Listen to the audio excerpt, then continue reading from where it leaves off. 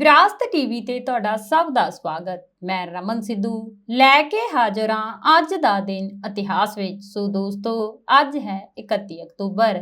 ਅੱਜ ਤੁਹਾਡੇ ਸਾਹਮਣੇ ਪੇਸ਼ ਕਰਨ ਜਾ ਰਹੇ ਹਾਂ 31 ਅਕਤੂਬਰ ਨਾਲ ਜੁੜੀਆਂ ਘਟਨਾਵਾਂ ਬਾਰੇ, ਜਿਨ੍ਹਾਂ ਦਾ ਸੰਬੰਧ ਪੰਜਾਬ ਸਿੱਖ ਤਵਾਰੀਖ ਤੇ ਦੇਸ਼ ਦੁਨੀਆ ਨਾਲ ਜੁੜਿਆ ਹੋਇਆ ਹੈ।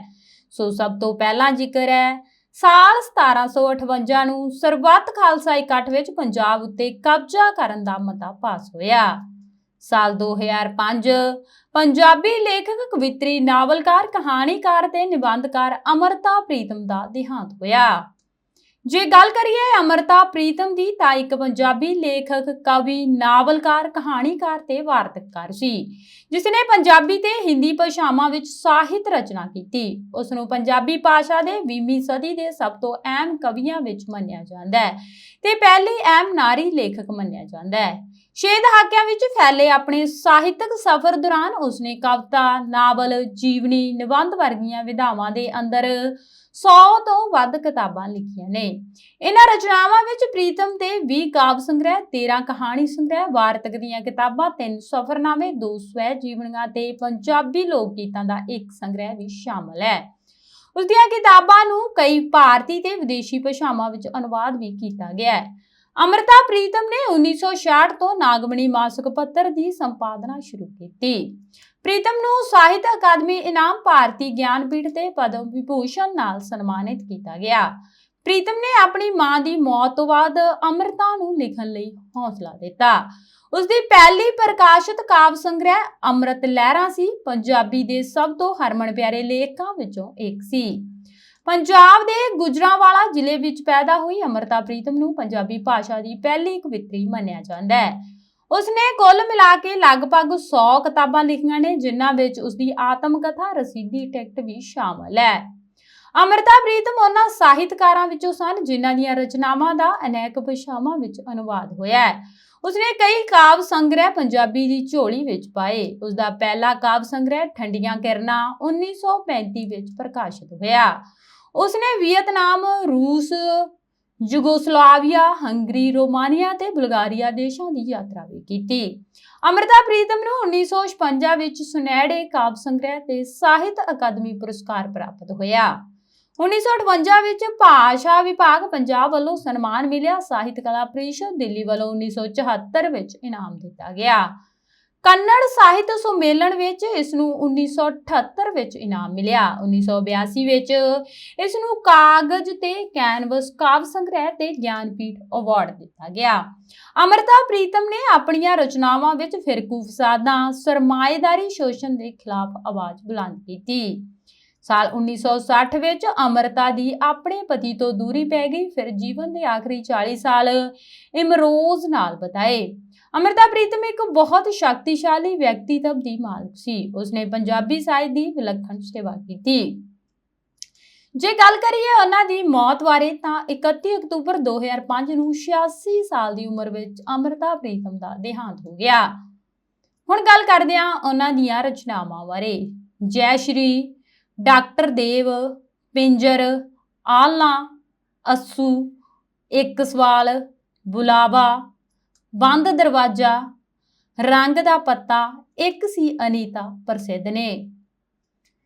ਹੁਣ ਜਾਣਦੇ ਹਾਂ ਭਾਰਤ ਬਾਰੇ। ਸਾਲ 2013 ਸਰਦਾਰ ਪਟੇਲ ਦਾ 250 ਕਰੋੜ ਦੀ ਕੀਮਤ ਵਾਲਾ 182 ਮੀਟਰ ਉੱਚਾ ਬੁੱਤ ਸਾਧੂ ਬੇਟ ਵਿੱਚ ਬਣਾਉਣ ਵਾਸਤੇ ਨੀਂਹ ਰੱਖੀ ਗਈ। ਸਾਲ 2018 ਭਾਰਤ ਨੇ ਦੁਨੀਆ ਦੀ ਸਭ ਤੋਂ ਉੱਚੇ ਬੁੱਤ 182 ਮੀਟਰ ਏਕਤਾ ਦੇ ਬੁੱਤ ਦਾ ਉਦਘਾਟਨ ਕੀਤਾ। ਸਾਲ 1875 ਭਾਰਤ ਦੇ ਇੱਕ ਬੈਰਿਸਟਰ ਤੇ ਰਾਜਨੀਤੀਵਾਨ ਵੱਲਭ ਭਾਈ ਪਟੇਲ ਦਾ ਜਨਮ ਹੋਇਆ। ਜੇ ਗੱਲ ਕਰੀਏ ਸਰਦਾਰ ਵੱਲਭ ਭਾਈ ਪਟੇਲ ਦੀ, ਤਾਂ ਭਾਰਤ ਦੇ ਇੱਕ ਬੈਰਿਸਟਰ ਤੇ ਰਾਜਨੀਤੀਵਾਨ, ਇੰਡੀਅਨ ਨੈਸ਼ਨਲ ਕਾਂਗਰਸ ਦੇ ਵੱਡੇ ਨੇਤਾਵਾਂ ਵਿੱਚੋਂ ਇੱਕ ਤੇ ਭਾਰਤ ਗਣਰਾਜ ਦੇ ਬਾਨੀਆਂ ਵਿੱਚੋਂ ਇੱਕ ਸੀ। ਉਸ ਨੂੰ ਅਕਸਰ ਸਰਦਾਰ ਦੇ ਵਿਸ਼ਲੇਸ਼ਣ ਨਾਲ ਪੁਕਾਰਿਆ ਜਾਂਦਾ ਸੀ।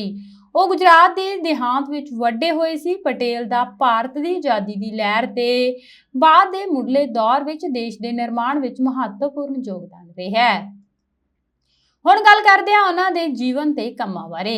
ਸਰਦਾਰ ਵੱਲਭ ਭਾਈ ਪਟੇਲ ਦਾ ਜਨਮ 31 ਅਕਤੂਬਰ 1875 ਨੂੰ ਇੱਕ ਛੋਟੇ ਜਿਹੇ ਪਿੰਡ ਨਾਦੀ ਆਂਦ 'ਚ ਹੋਇਆ ਸੀ। ਇਹਨਾਂ ਦੇ ਪਿਤਾ ਝਾਵਰ ਭਾਈ ਪਟੇਲ ਇੱਕ ਸਧਾਰਨ ਕਿਸਾਨ ਸਨ ਤੇ ਮਾਂ ਲਾੜਬਾਈ ਇੱਕ ਸਧਾਰਨ ਘਰੇਲੂ ਮਹਿਲਾ ਸਨ। ਬਚਪਨ ਤੋਂ ਹੀ ਸਰਦਾਰ ਪਟੇਲ ਬਹੁਤ ਹੀ ਮਿਹਨਤੀ ਤੇ ਵਿਲੱਖਣ ਪ੍ਰਤਿਭਾ ਦੇ ਮਾਲਕ ਸਨ। ਉਹ ਖੇਤੀਬਾੜੀ 'ਚ ਆਪਣੇ ਪਿਤਾ ਦੀ ਮਦਦ ਕਰਦੇ ਸਨ ਤੇ ਐਨਕੇ ਹਾਈ ਸਕੂਲ 'ਚ ਪੜ੍ਹਦੇ ਸਨ।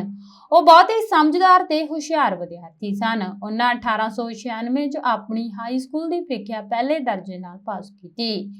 ਗਰੀਬੀ ਦੇ ਬਾਵਜੂਦ ਇਹਨਾਂ ਦੇ ਪਿਤਾ ਨੇ ਪਟੇਲ ਨੂੰ ਕਾਲਜ ਉੱਚ ਸਿੱਖਿਆ ਹਾਸਲ ਕਰਨ ਲਈ ਭੇਜਣ ਦਾ ਫੈਸਲਾ ਕੀਤਾ, ਪਰ ਇਹਨਾਂ ਨੇ ਇਨਕਾਰ ਕਰ ਦਿੱਤਾ। 3 ਸਾਲ ਤੱਕ ਉਹ ਘਰ 'ਚ ਹੀ ਰਹੇ ਤੇ ਜ਼ਿਲ੍ਹਾ ਨੇਤਾ ਦੀ ਪ੍ਰੀਖਿਆ ਲਈ ਸਖਤ ਮਿਹਨਤ ਕੀਤੀ ਤੇ ਚੰਗੇ ਨੰਬਰਾਂ ਨਾਲ ਪਾਸ ਵੀ ਹੋਏ। ਸਰਦਾਰ ਪਟੇਲ ਇੱਕ ਸੁਤੰਤਰ ਸੁਭਾਅ ਦੇ ਵਿਅਕਤੀ ਸਨ। ਉਹ ਅੰਗਰੇਜ਼ਾਂ ਲਈ ਕੋਈ ਵੀ ਕੰਮ ਕਰਨ ਤੋਂ ਨਫ਼ਰਤ ਕਰਦੇ ਸਨ। ਉਹ ਗੋਦਰਾ ਨਾਮਕ ਥਾਂ ਤੇ ਖੁਦ ਹੀ ਆਪਣੀ ਕਾਨੂੰਨ ਦੀ ਪੜ੍ਹਾਈ ਲਈ ਅਭਿਆਸ ਕਰਨ ਲੱਗੇ। ਛੇਤੀ ਹੀ ਅਭਿਆਸ ਨਿਖਰਿਆ ਤੇ ਹੌਲੀ-ਹੌਲੀ ਪੈਸੇ ਵੀ ਆਉਣ ਲੱਗੇ ਤੇ ਉਹਨਾਂ ਆਪਣੇ ਪਰਿਵਾਰ ਦੀ ਵਿੱਤੀ ਸਥਿਤੀ ਨੂੰ ਮਜ਼ਬੂਤ ਬਣਾਇਆ। ਉਹਨਾਂ 1904 ਚ ਝਾਮਰਾਬਾ ਨਾਲ ਵਿਆਹ ਕੀਤਾ ਤੇ ਸਾਲ 1905 ਵਿੱਚ ਇੱਕ ਬੇਟੀ ਮਨੀਬੇਨ ਦਾ ਜਨਮ ਹੋਇਆ। ਇਸ ਤੋਂ ਬਾਅਦ ਇੱਕ ਬੇਟੇ ਦਹੀਆ ਦਾ ਜਨਮ ਹੋਇਆ। ਉਹਨਾਂ ਨੂੰ ਆਪਣੀ ਵਕੀਲ ਦੀ ਪੜ੍ਹਾਈ ਲਈ ਉੱਚ ਸਿੱਖਿਆ ਲਈ ਇੰਗਲੈਂਡ ਜਾਣਾ ਪਿਆ। ਸਾਲ 1908 ਚ ਉਹ ਬੈਰਿਸਟਰ ਦੇ ਰੂਪ ਚ ਭਾਰਤ ਵਾਪਸ ਆਏ ਤੇ ਮੁੰਬਈ ਚ ਅਭਿਆਸ ਸ਼ੁਰੂ ਕੀਤਾ। ਸਾਲ 1909 ਚ ਉਹਨਾਂ ਦੀ ਪਤਨੀ ਬਿਮਾਰ ਹੋ ਗਈ ਤੇ ਉਹਨਾਂ ਦੀ ਮੌਤ ਹੋ ਗਈ। ਇਸ ਨਾਲ ਉਹ ਬਹੁਤ ਦੁਖੀ ਰਹਿਣ ਲੱਗੇ। ਉਹਨਾਂ ਆਪਣੇ ਬੱਚਿਆਂ ਨੂੰ ਸੇਂਟ ਮੈਰੀ ਸਕੂਲ ਮੁੰਬਈ ਚ ਭਰਤੀ ਕਰਵਾਇਆ ਤੇ ਆਪ ਇੰਗਲੈਂਡ ਚਲੇ ਗਏ ਤੇ ਸਾਲ 1913 ਚ ਭਾਰਤ ਆਏ। ਜੇ ਗੱਲ ਕਰੀਏ ਆਜ਼ਾਦੀ ਸੰਗਰਾਮ ਵਿੱਚ ਯੋਗਦਾਨ ਬਾਰੇ ਤਾਂ ਉਹਨਾਂ ਵਾਪਸ ਆ ਕੇ ਅਹਿਮਦਾਬਾਦ ਵਿੱਚ ਅਭਿਆਸ ਸ਼ੁਰੂ ਕੀਤਾ ਤੇ ਛੇਤੀ ਹੀ ਉਹਨਾਂ ਨੂੰ ਸਥਾਨਕ ਜੀਵਨ ਦੀਆਂ ਗਤੀਵਿਧੀਆਂ ਤੇ ਲੋਕਾਂ ਦੀਆਂ ਸਮੱਸਿਆਵਾਂ ਬਾਰੇ ਪਤਾ ਲੱਗਾ। ਉਹਨਾਂ ਦੀ ਮਦਦ ਕਰਨ ਲੱਗੇ। ਛੇਤੀ ਹੀ ਉਹ ਬਹੁਤ ਲੋਕਪ੍ਰਿਯ ਵਿਅਕਤੀ ਬਣ ਗਏ ਤੇ ਨਗਰ 'ਚ ਕਾਰਪੋਰੇਸ਼ਨ ਚੋਣਾਂ ਜਿੱਤ ਹਾਸਲ ਕੀਤੀ।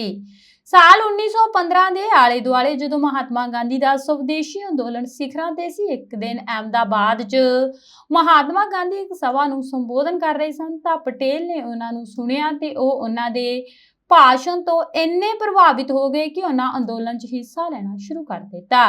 ਬ੍ਰਿਟਿਸ਼ ਸਰਕਾਰ ਦੇ ਜ਼ੁਲਮ ਸਿਖਰਾਂ ਤੇ ਸਨ। ਬ੍ਰਿਟਿਸ਼ ਸਰਕਾਰ ਨੇ ਕਿਸਾਨਾਂ ਦੀ ਜ਼ਮੀਨ ਨੂੰ ਜ਼ਬਤ ਕਰਨ ਦਾ ਐਲਾਨ ਕੀਤਾ। ਉਹਨਾਂ ਕਿਸਾਨਾਂ ਦੇ ਹੱਕ 'ਚ ਖੜੇ ਹੋ ਕੇ ਬ੍ਰਿਟਿਸ਼ ਸਰਕਾਰ ਦਾ ਵਿਰੋਧ ਕੀਤਾ ਤੇ ਅੰਗਰੇਜ਼ੀ ਸਰਕਾਰ ਨੂੰ ਨਿਯਮਾਂ 'ਚ ਸੋਧ ਕਰਨ ਲਈ ਮਜਬੂਰ ਕੀਤਾ।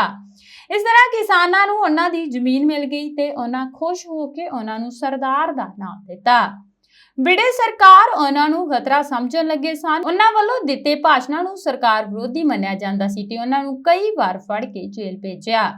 1942 ਚ ਉਹਨਾਂ ਭਾਰਤ ਛੱਡੋ ਅੰਦੋਲਨ ਚ ਮਹਾਤਮਾ ਗਾਂਧੀ ਦੀ ਅਗਵਾਈ ਹੇਠ ਹਿੱਸਾ ਲਿਆ। ਅੰਦੋਲਨ ਦੌਰਾਨ ਕਈ ਨੇਤਾਵਾਂ ਨਾਲ ਉਹਨਾਂ ਨੂੰ ਵੀ ਗ੍ਰਿਫਤਾਰ ਕੀਤਾ ਗਿਆ ਤੇ ਅਹਿਮਦਾਬਾਦ ਦੀ ਜੇਲ੍ਹ 'ਚ ਭੇਜ ਦਿੱਤਾ।